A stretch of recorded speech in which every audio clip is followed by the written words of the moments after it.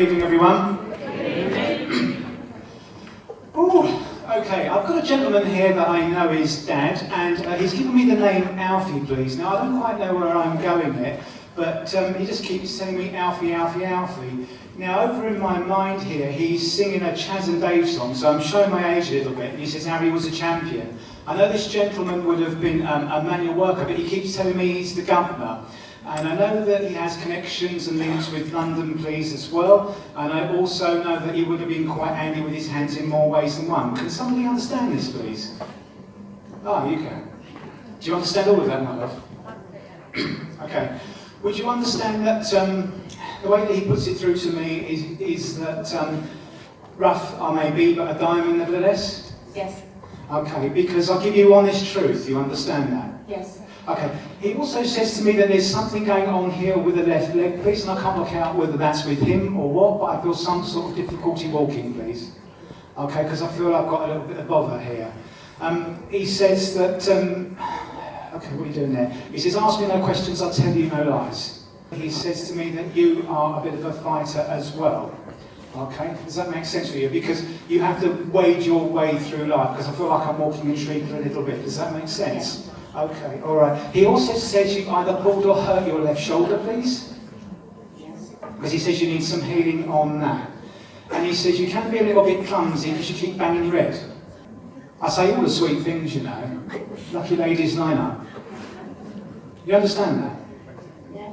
Okay, sorry about that. I'll think back to something nice in a minute. That's when I get in and out of the van. Okay, all right.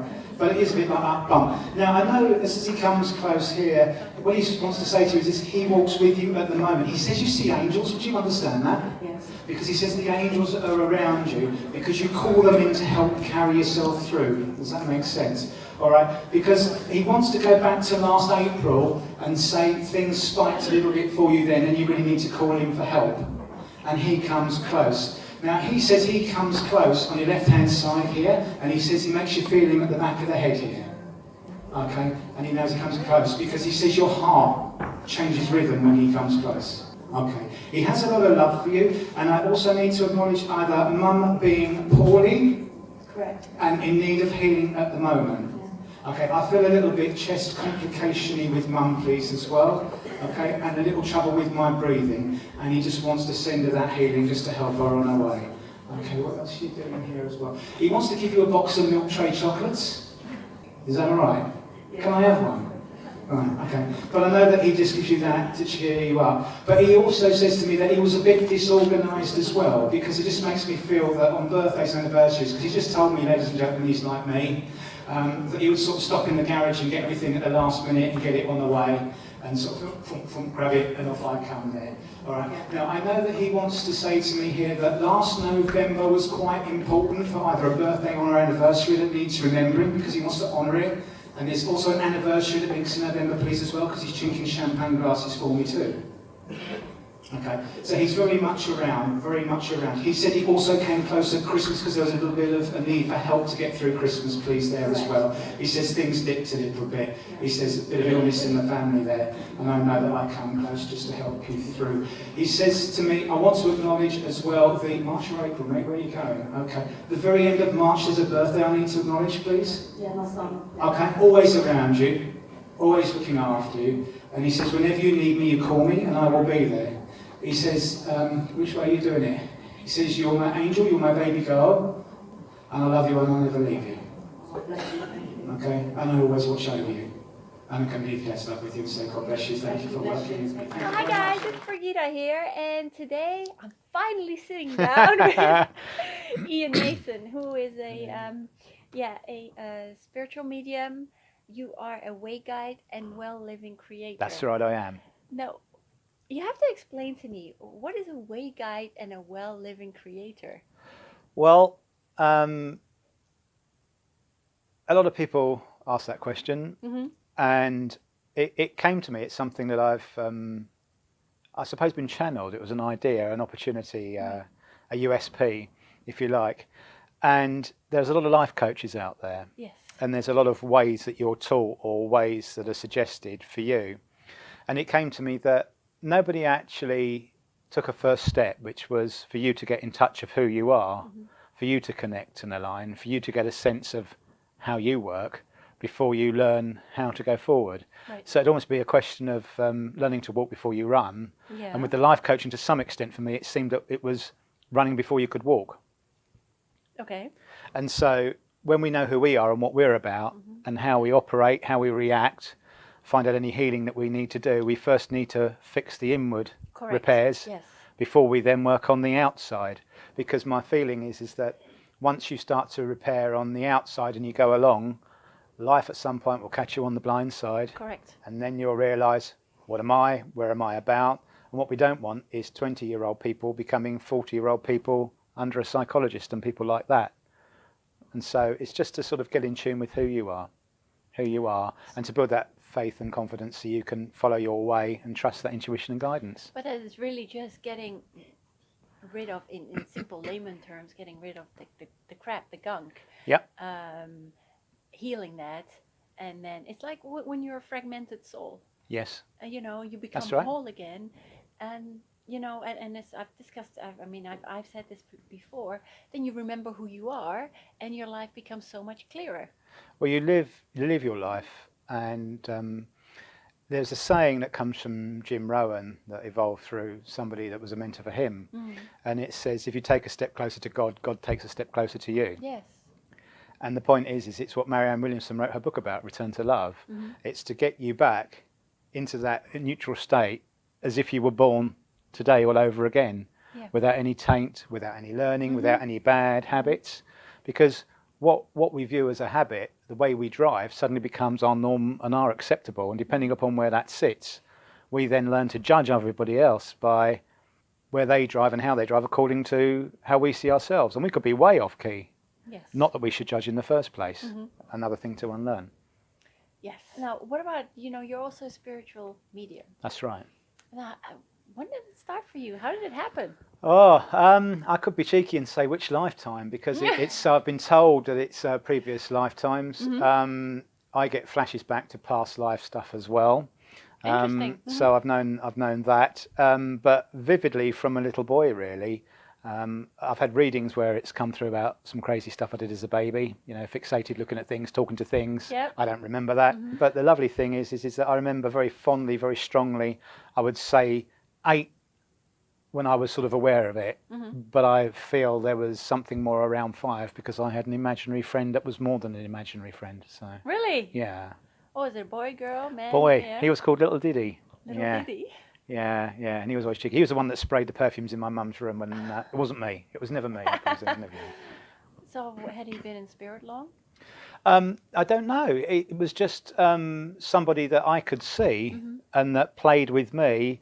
Although you could argue in a different dimension, it was as if we were in the same room playing together. Yeah. And it was that conversation, and then everything else just sort of goes from there. It was sort of anticipating he was going to call on the phone, as they used to call it back in the day. Yep. To seeing and talking to people that had sort of crossed over. So What do your parents think about it? it comes down my mum's side of the family. Right. My mum is more in tune with it than my dad. Yeah. My dad's not entirely convinced, I don't think. So yeah, it's me on my own, just going forward. I feel, but that's what we should do. So that's what I do. And how long have you been doing this kind of work?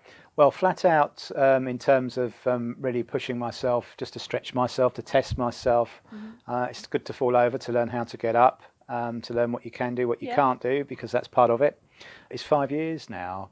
But strongly in the last 10 years, I've been developing and trying experimental stuff. And my signature thing is my psychic suicide, as I call it. And it's just for things that you play with, and you just find out, and you have a go. And it's quite nice. Things you do in DEMS that are perhaps more in centres than churches are good, because you can push yourself and you can say to people, this is honest. If I fall over or this doesn't work, it doesn't get any more raw than that. Right. But when it works and they see that, then that's a different thing.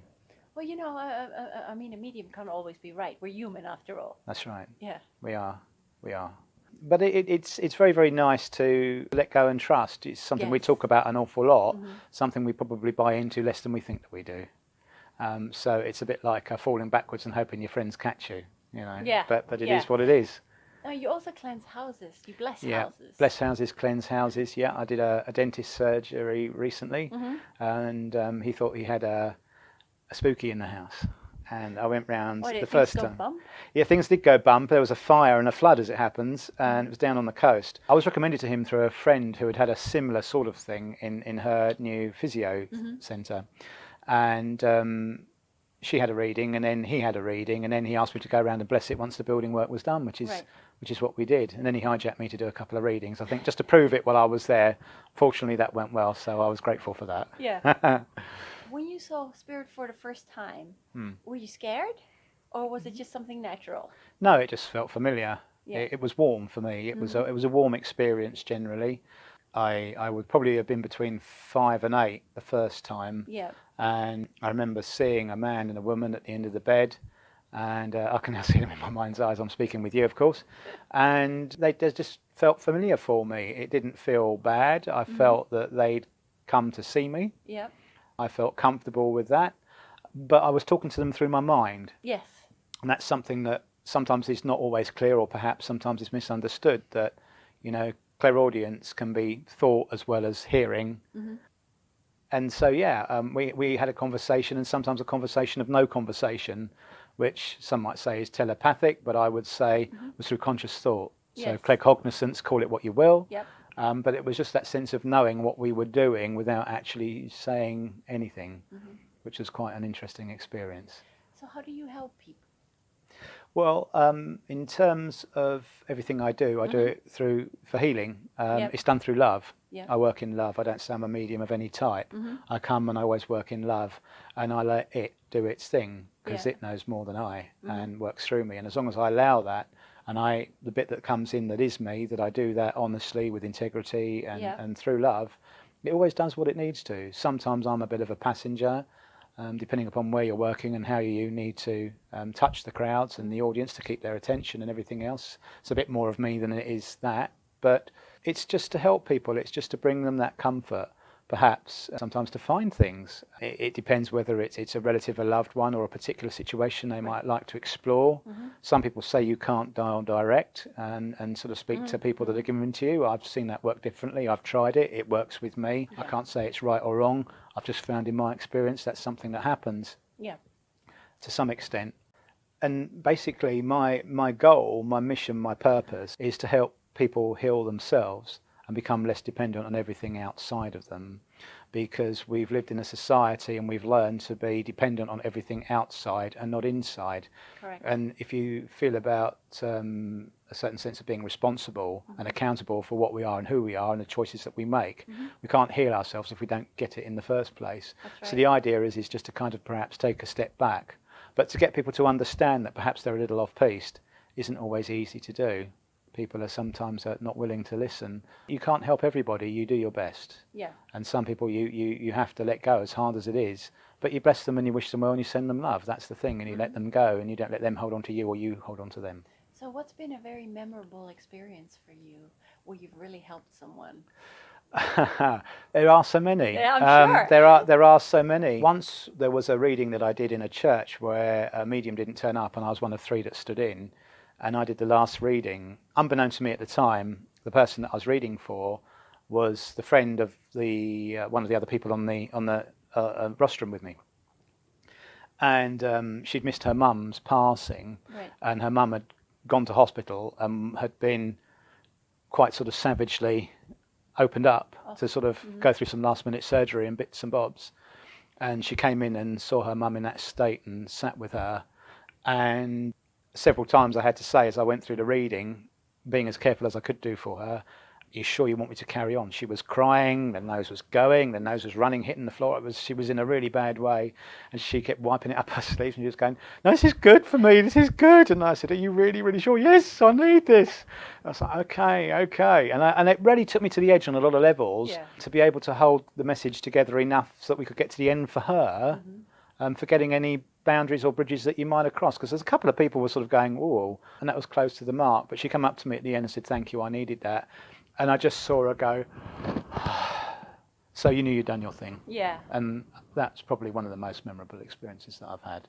Another one, very quickly, was I remember I was at East Croydon Station and a young lad had been killed on the tracks back in Crawley, and they announced it and everyone said some less than pleasant things. In my mind I sent the guy healing and wished him well and sent my love.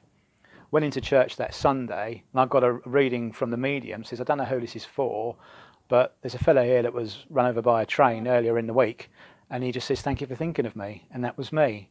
The twist in all of this is, apart from that knocking my socks off, was that sitting behind me was his mum in the church. Oh, wow. Who I didn't know, completely unaware, and I ended up doing a reading for her off the back of that to bring her and help her. And he came through. So that was just one of those moments where you just go, oh wow, oh very well. So there you go. Why do you do this kind of work? What motivates you to do this? I think it's a question of why wouldn't I do this work? Good one. Yes. Because it's I can't not. I don't feel myself when I don't. And it's an incredible pull. Anything that I do, it works. Yes. So opportunity comes to me. I'm very blessed like that in whatever capacity, charity work, one-to-ones or whatever. Yep. It just keeps finding me. It's almost a test to say, well, you asked for this. If you want it, here it is. Yes. It's up to you. And it feels right. And I always do what feels right. And I go with that. Yeah. I go with that and it always works out. Now, how do, well, I know this, but many viewers don't. How do you know spirit is around? I get various different feelings. I can have anything from an overshadowing experience, if you like, so I can feel like I'm very, very close, almost too close. Yeah. I just get the sense of it. I can get the picture in my head. I can see a physical person sometimes, not as much always. That happens perhaps later on. Right. Or I see the situation play out. And you can always be surprised by, you think you're going a certain way and then something else happens and that comes in and takes you off on a slightly different tangent. But you just varying senses, varying senses, and sometimes imagery, just strong imagery. And how would you advise people to connect with their loved ones, or those people that have crossed over to spirit? I would say you've got to get in tune with who you are first. Yeah. And I would say you've got to truly learn to let go and let God, as it's been suggested, and it's very, very true. And I would suggest the easiest way for somebody that's new to it or a lay person to do that would be at night time. At night time, as you relax, as your barriers go down and you're more open, whether you realise it or not, and as you drift through various sleep states and you'll become more and effectively a subconscious state, and more you're open, if you hold the thought and you send out the love for that person, and you have the feelings and hold the vision of that person as if they were here with you now, doing whatever it is that you might want their advice or help from, you know what? For me, that's like picking up the telephone, and I find that they'll come in your dreams, or what we call a spirit visitation, and you'll physically see them, feel them, wake up with them very, very vividly, and sometimes through synchronicities, as we call them, no coincidence, but a Jungism there. You find that perhaps things will then, in the days afterwards, play out around you that you become more aware of whilst you've been holding the thoughts about that person. But even the Bible says, ask and ye shall receive. That's correct. But when we live life, we have free will, right? We do, right? We do, but we still have certain people on our paths that we have chosen to meet. Okay. Right? Okay. I'm just going to say okay. Okay. That's all right. Yeah. Okay. I'm listening. So how does that work? So we have free will, but we have this soul contract, and we have certain soulmates that we meet, on our path because we want to learn something. So how does that work?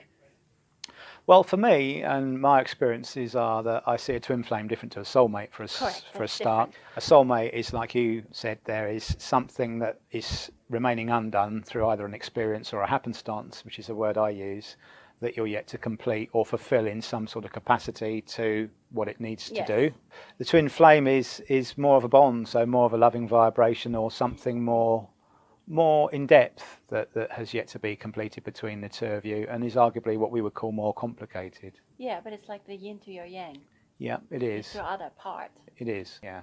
But I mean, what gets us is a pull. It's a pull towards what we feel we need to do, and what we mustn't do is do what everybody else does. You don't give the keys to your power and let somebody else put them in their pocket and all of that sort of stuff.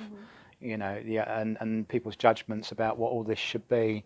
It's a very individual path that we have to do, and you've got to go with what feels right because you're led. And you have to be open to that truly and willing that, okay, something knows better than you. As soon as you say, I know better than you, God, Buddha, Allah, whatever you might wish to call it, for me it's infinite creator, that's when the ego steps in, you see. That's right. That's when you say, I think, which means you're probably not thinking. You know, it's funny because ego comes from the Latin, it's derived from Latin and means I. I always say, so that's not a bad thing because in a way, there's two sides to it.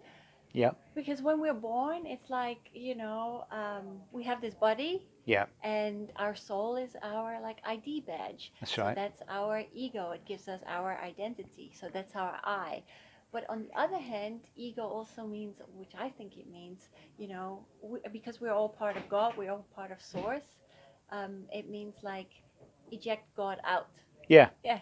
Yeah. Or erase God out. Or edge God out. Yeah. I mean, to bring in Wayne Dyer would be a great thing for me. He, when he was talking about edging God out and talking about the pull and everything else and what we're led to do and letting go and letting God to allow ourselves to be taken. I think one of the things that I liked with him was that he always said, the truth is a truth until you organise it. Yep. And then it becomes a lie. So for me, that would be the strongest and easiest way to define ego. So as soon as you interfere, as soon as you don't let it in its purest form happen, things happen once. Yeah. You can't recreate that. No. Magic happens once, no matter what you do, because as soon as you do it again, you do it with a reason for an outcome, and that's where you interfere. And, the ego in the sense of it being positive or alertness or awareness or consciousness, that's okay. Warning signs, you wouldn't want to not, I need to move before that fist hits me. That would not be good if we didn't have that. You'd get a bloody nose, that's for sure. Yeah. But, it's just to let go and let God and trust that you're not doing anything with an agenda for any perceived or wanted outcome, and just let the magic happen, because it would be a bit like going to buy a car. If the finance didn't go through or the car wasn't going to be shipped by the time you needed it, maybe it's not your car. That's right. Maybe there's something out there for you. Maya Angelou said, in one of her interviews with Oprah, do it if you can. Say thank you when you don't get the job. Say thank you when you do get the job. But when you don't get the job, say thank you, because there's something better on the road for you. Right. That's where you've got to let go and trust. Yep. And it takes practice, because we've been taught not to. We've been taught to control, which again is the ego. Yep. So, yeah. Yeah, I always say let go, let flow. Yeah, exactly. Same so thing. Very Taoist. Yeah. Now, how can people contact you? People can contact me when the website is up very soon, which will be www.iainmason.com. They can get me on Facebook. They can get me on Twitter. They can get me on Instagram, and all those other things that we have to do to juggle life, and LinkedIn as well. Do you do Skype readings? I do Skype readings, FaceTime, one-to-one, remote, email, photo, psychometric, you name it. Yeah, you do it. I do that. Love my charity work. Charity work is a good thing to do. When I worked for the first year, everywhere I worked, I did it for nothing for the first year. I was blessed to have another way to sustain myself. It was my way of giving back. Love my charity work. So normally, unless there's a reason, if everybody sort of calls me up and I can do it and says, hey, will you be part of this? Always yes. Always yes. And that feels so much sweeter in some ways than any other aspect. And do you teach as well? I do. I mentor. I'm just going to start some developmental groups, which will come around the way living and the way guide and the well living creator. It's more to get people to do what I call a pre-circle, because the circle that we sit in to become a medium, I still feel that we need to do that first step before we sit in a circle. We need to be aware, because I remember early days of being taught to open up and close down, and I would have liked to have learned to have the trust and the faith in me, because if I'd have had that earlier on, when I then started to practice platform, I would have been more comfortable with it and I would have been flowing easier. And for me, I feel there'd have been more speed bumps in the early days rather than dead ends. So it's about, I call, one of my email addresses, sensingspirituality@gmail.com. Because sensing is a word that doesn't have a beginning or an end. It's continual. Yes. Spirituality doesn't define anything. So it's sensing all things spiritual with no beginning and no end. And that's how we feel. So when we can understand or have an appreciation that I feel this in this situation and I'm going to go with it and have that confidence, then when you let go and allow that, then I find that builds a good foundation, because you get in tune in who you are, because most of us need a bit of healing. Sometimes a little bit of help with our healing. But, sometimes we're a little wonkier than we think we are. I've been through it myself. and I still work on myself, and you can only help others if you work on yourself. We are always a work in progress. Yep. Therapy shows us that. Anyone looking to become a psychologist or whatever like that, they have to go through therapy to understand that. So we all have to fall down to get up. But it's just to understand that when we fall down, we don't look to blame. We look at the reasons why, and we deal with that, and we're accountable with that, and we're very honest with ourselves, and we take the responsibility where it's our fault. But there is no point in blaming someone else. Ultimately, you are responsible for your own life. That's but right. I know that many people carry that judgment, or they carry that anger, or that frustration, that bitterness. But what's the point? Because all you're doing to yourself, you're not doing yourself any favors. In fact, you're holding yourself back from living, a life fulfilled. Yes, that's right. I mean, 75% of people won't care, and the other 25% are glad it's you. Yeah. And that's something I've nicked from Liz Brown, another great motivational speaker. But I mean, it's true. It's human nature doesn't care, and the whole point is if we return to love, as Marianne Williamson said, if we became more loving and not judgmental and everything else about people's driving is the classic one, the world would be an easier place to live. We would stop and open doors for each other. Yeah. You wouldn't stop and think, oh, I'll open it for that old lady. You'd do it for everybody, And so it goes around, and so it goes around. It's not that you get rewarded for what you do. The world just becomes a nicer place, and it picks up on that old Gandhi thing of be the change you want to see in the world. Exactly, yeah. That is it. But first you have to take a step. Maya Angelou said to get a friend, you've got to be a friend. Yes. And that's what it is. So to get love, you have to give love. Yes. But, to get love, to receive when you do something like a reading in either of those two circumstances that we touched on earlier, just knocks your socks off. It blows you away because you connect with a feeling that actually isn't linked with you, but goes so deep. Yeah. It really touches you. And that is just, that's an incredibly emotional experience, and I feel emotional talking about it. So yeah, it's nice. It's nice. You really feel the love that's there in a situation that in the normal course of things, ordinarily, you wouldn't have witnessed. Now that to me is, wow. Yeah. Do you have any last words of advice for people? Yeah, I think what I'd like to say to people is always focus on giving. Always give the best of yourself. Don't do anything for an agenda or a perceived outcome. Have a plan, sure, but as long as the plan is holy, a holy relationship and done through love, your life will work out for you. Nobody knows, I would say on balance, why they're here. And that's part of the issue that we need to address and awaken and make people aware of, and then how to live with themselves and who they are, and to know that there's no judgments when things go wrong. You can't cry over spilt milk. It's an age-old saying. Yet if a child drops it, we sometimes lose our temper in the kitchens, and it's daft. It's done. You can't unbreak the broken milk that's spilt all over the floor. So that's not going to take you anywhere. So I would just say, allow yourselves to be taken where you're guided to go, and if in doubt, ask the divine, please show me my way, please show me my way. And I would say, if you're going through troubled times, to let go, to lie down before you go to sleep, and just keep your mind clear, close your mind down, and just say, please let your love and light enter where it already abides and resides within me, go before me and show me my way. James Van Praagh says that works for me. And I find that really helpful. And something always comes. And it can come in odd moments. You're normally on the loo or in the shower or something like that, because that's what life does. But it comes. And hold the vision for what you wish for yourself as well. Because your wish and desire in a positive sense, and intent, but most of all the love, the passion for it for yourself, which kind of is a stretched version of the Maslow principle and things like that. You know what? It'll get you there. It will get you. It's a prayer. Just keep going. Just keep going. People seem to forget that, the mind is the most powerful thing that we have. It is. So, anything you visualize, anything you focus on, you put your intent towards, you can create. You can. And I think as well it's important to say that it's a saying that I had given to me a little while ago: forgiveness is the key to the door that allows love to enter your house. You've got to be kind to yourself. You've got to forgive yourself. You can't love if you don't forgive yourself, and if you can't love yourself, how can you love anybody else? This is true. Because again, you're doing it with an understanding of what you feel love is rather than what you feel love is. So think and feel are not the same in that respect. And for me, that reaches people. It's a pebble in the pond. bigger ripples, stronger. So there you go. Well, thank you so much. Thank you Iain. very much. Give you a hug. The classic Perdita hug. Yes.